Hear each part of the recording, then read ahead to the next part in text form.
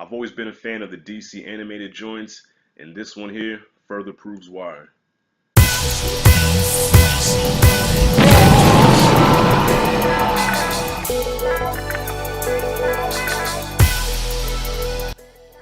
So today I'm going to be reviewing DC's Vixen. Now, coming into this, I knew nothing about the character. I did a little research on her, and come to find out, she's been around for a while because she first appeared in Action Comics back in '81. So she's been around the block a few times, man. She's an OG, but I've never heard of her. So coming into this, I thought this was good because most DC animated movies focus on Batman, Superman, the Justice League, and whatnot. So it's cool to see a character that I've never heard of, and it's also cool to see DC go back to the roots of just telling a good superhero story.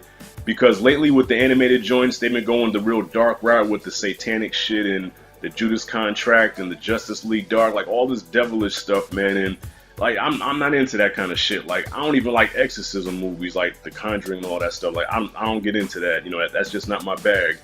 So it was just cool to see, once again, just a simple superhero tale, and this is an origin story. And it's cool to see a black woman superhero, especially in her own solo film. I thought that was real cool as well. So the character of Vixen, whose name is Mari, is a adopted child. The movie starts out with her, you know, and her adopted parents. She's struggling to, of course, find out who she is.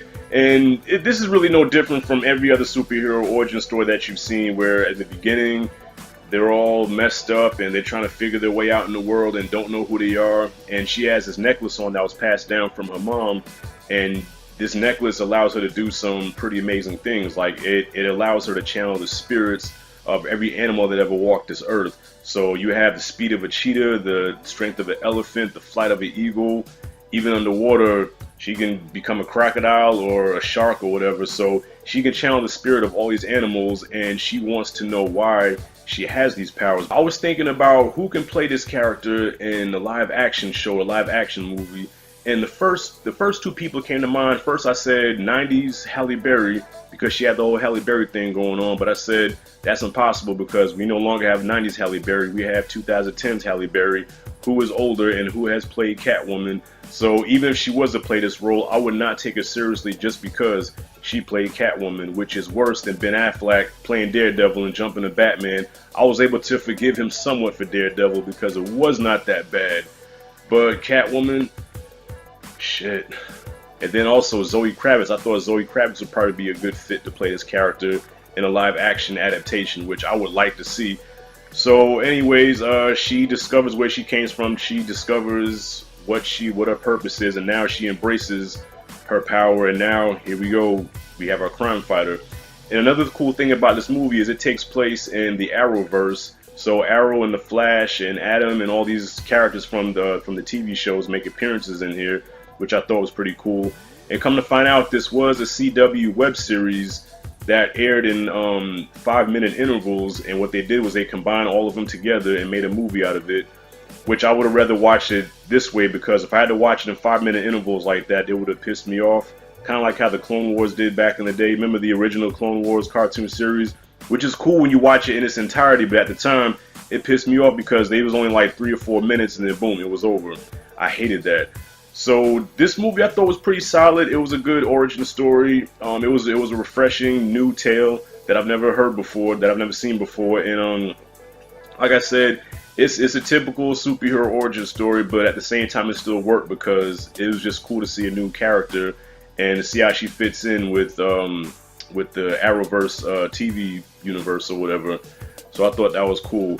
And one thing that I did notice, like towards the end, like I said, no spoilers, but like towards the end, you saw a little bit of Marvel in there. Now, I don't know if this was part of the story from back in the day, but the stone that she has, the totem that she has is just one of 5, because it's 5 of them, and it reminds you of the Infinity Stones. And then you have this character. He was one of the characters that, yeah, no spoiler, but anyway.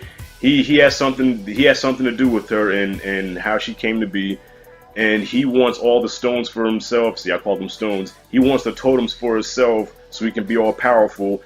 and I call him Black Thanos. His real name was some weird African name, but I called him Black Thanos because he was like a big, intimidating character, and he wanted all those totems. So I said, yeah, Black Thanos. Okay, he wants all the stones for himself, and of course they have a big face-off or whatever. But yeah, overall I thought this was solid. I thought this was a good addition to the DC animated universe. Definitely recommend you watching it, and cool to see a superhero, female superhero, get her own movie. So I'm gonna go ahead and grade this thing. I'm gonna give DC's Vixen a B+. Watch it, check it out. Comment below, let me know what you thought about it as well. Look out for my Wonder Woman review tomorrow. Can't wait to watch that and review that one for you all. So this is Rashad G signing out. Subscribe and see you in the next video.